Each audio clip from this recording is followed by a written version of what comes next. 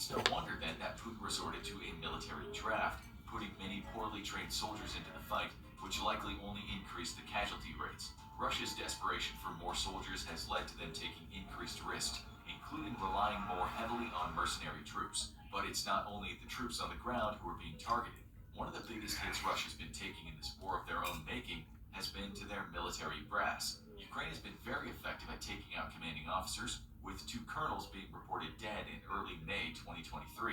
But the target list goes even further, with Ukraine reporting 14 Russian generals being killed in combat, although Russia only confirms 4, as generals are typically kept well away from battle and direct troop movements from afar. This indicates that Ukraine has become incredibly effective at targeted assassinations of enemy forces. But of course, Russia has exacted a terrible price on Ukraine as well. Ukraine's total casualties are much lower than Russia's, but its army is smaller. It's estimated by US and European officials that Ukraine has suffered a total of at least 16,000 killed and 125,000 wounded. But that's not where the biggest impact on Ukraine comes from. Russia's primary combat tactic in Ukraine in recent months has been indiscriminately shelling cities, often as much for emotional impact and public intimidation than for strategic benefit. For instance, shortly before Ukraine's act was about to perform on the finals of Eurovision, Russia unleashed a series of missile strikes on the band's hometown of Ternopil. This has exacted a horrible toll, as it's believed that at least 10,000 Ukrainian civilians have been killed so far by Russian attacks. And as many cities like Mariupol were essentially demolished and remain under Russian occupation, the actual numbers may be much higher.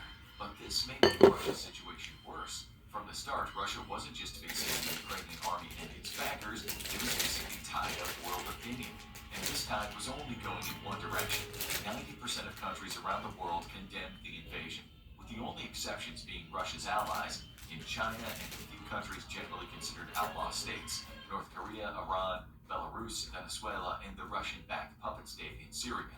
But well over 100 nations spoke with one voice and called the largest-scale invasion of a sovereign country in over a decade for what it was: a crime against humanity. And they backed it up with action.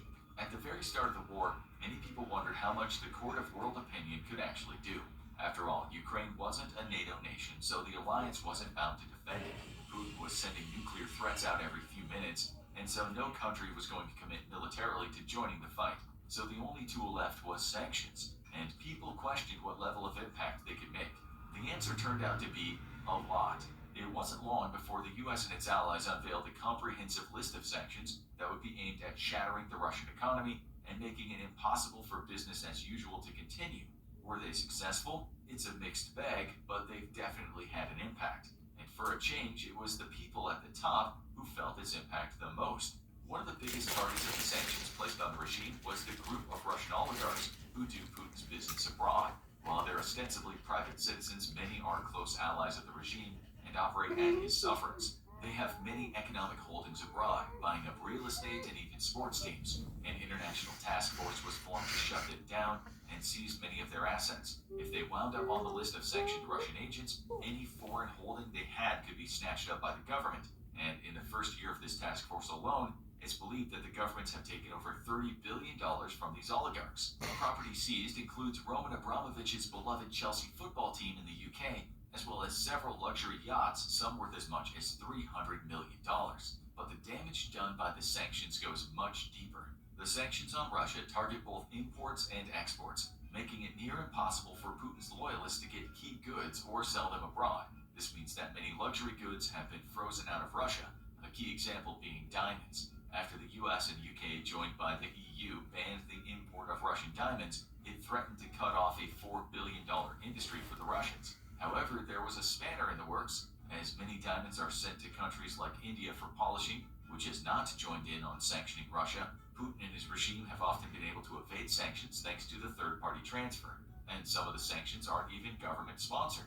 PR is everything in the world these days, and it's been a while since there was a bad guy who just about everyone agreed on, so let's thank Putin for unifying the world a bit, alright? Okay, maybe not, but he probably has the lowest global approval rating of any world leader at the moment, so it makes sense that many companies don't want their product or service associated with him.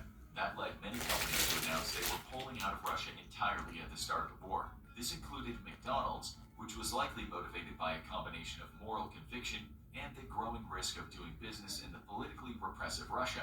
Netflix had another motivation: harsh new laws that would have it required to start providing Russian propaganda channels on the service. So, no Big Macs or Stranger Things for Vlog. But is this having an overall impact? The sanctions are hitting Russia hard, and one of the most important impacts of these sanctions is not as obvious as many think. Russia has largely been cut off from parts of the global financial sector. This includes the European Union, US, Canada, and UK, all freezing assets of the Russian central bank in their country. The US went further, going after all major Russian banks and banning Russian firms from taking out loans. The biggest impact, though, may be the removal of Russia from the financial messaging system SWIFT, which is used for handling international payments. This has made it much more difficult for Russia to effectively sell and receive payment for the few industries that weren't under sanctions. And that includes one key industry. At the start of the war, Russia thought it had one trump card: its massive oil and gas industry. The world governments opposing it had no problem cutting Russia off of every other industry, but to cut Russia out of energy would be cutting off their own nose to spite their face. Many countries in Europe had Russia as their main fossil fuel supplier for years, including Lithuania and Finland, which both got more than 80% of their oil imports from Russia. Even Germany got a full 30%, while the largest overall importer of Russian oil and gas is China, which had no interest in sanctioning Russia.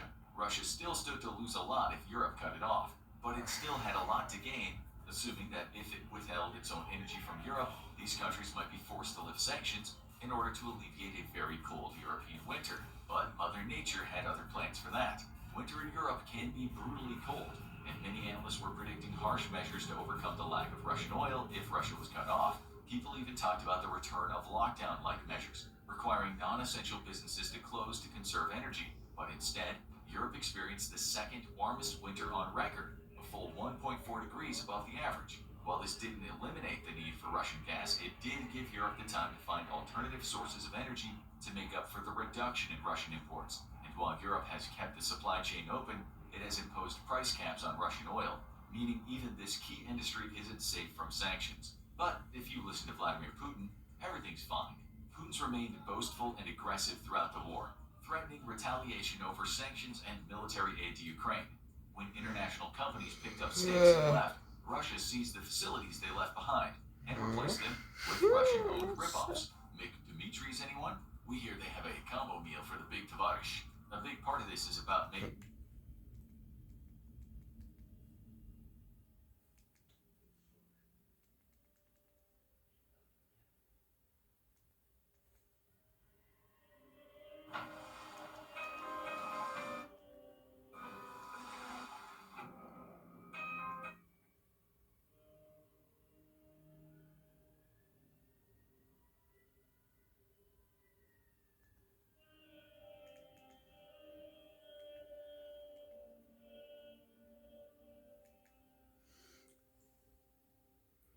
Ugh.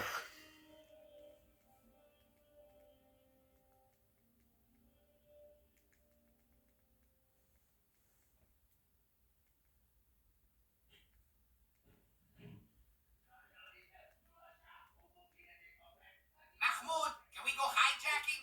What? What?